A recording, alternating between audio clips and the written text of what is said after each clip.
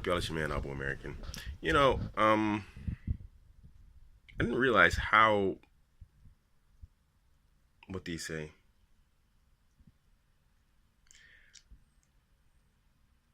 When I made the prediction of the future of the red pill, I didn't realize that this was something that was already happening, some aspects of it.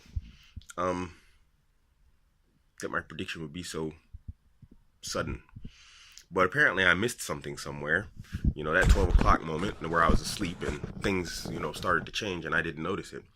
Um, Red pill is apparently going mainstream. And what's the problem with anything going mainstream? You found this first and foremost in the rap industry. What did everybody complain about? It was being watered down for the masses.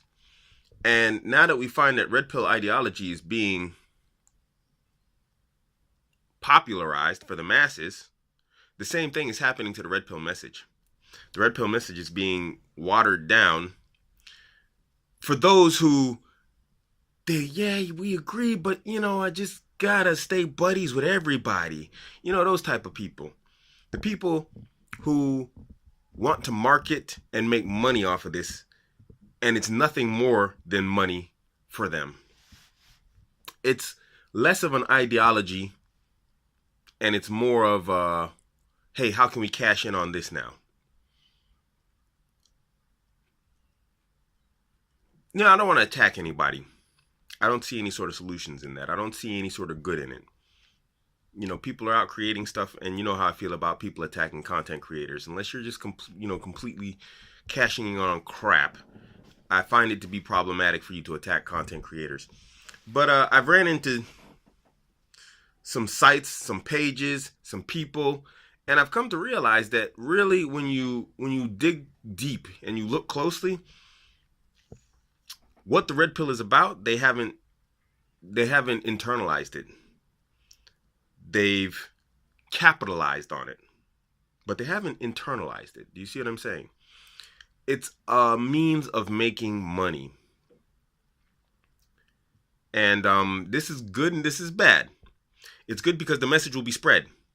But it's bad because what kind of message is going to be spread? It's an eventuality that the further out the message gets, then you're going to have like the purist camp and the modernist camp, I guess, if you will, for lack of a better terms.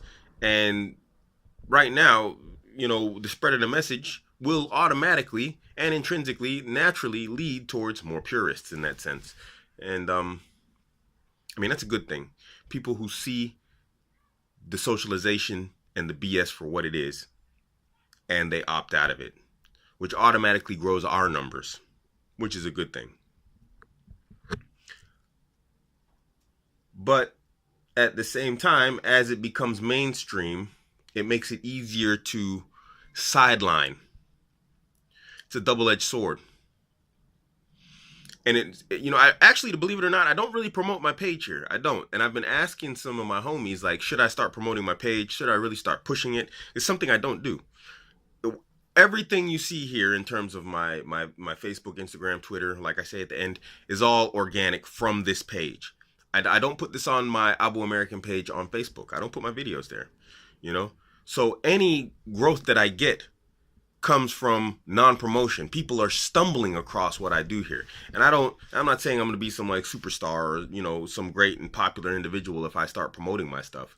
That's not what I'm saying. But I probably could have more viewers if I was more aggressive in advertising what I do here on my channel.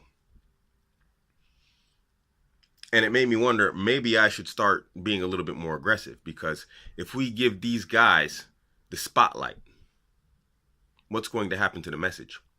You're going to have all sorts coming in the door then. You're going to have women coming in. You're going to have this one coming in. You got some red pill ideology women, but look how few they are. Like, what's her name? She's an MRA, that lady, Karen Strawn. You can consider her part of the red pill movement because she's what? She's an MRA.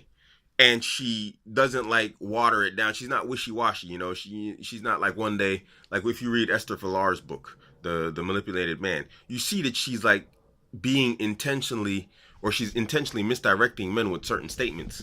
She's saying, oh, men are like this, women are like this. And that's patently wrong if you've been reading any sort of red pill material, because it's like we have proven demonstrably certain behaviors in both males and females. And she's outright contradicting that. So reading her work, you understand she's not a stupid woman, and she does understand basic concepts of human behavior based off of biological imperatives.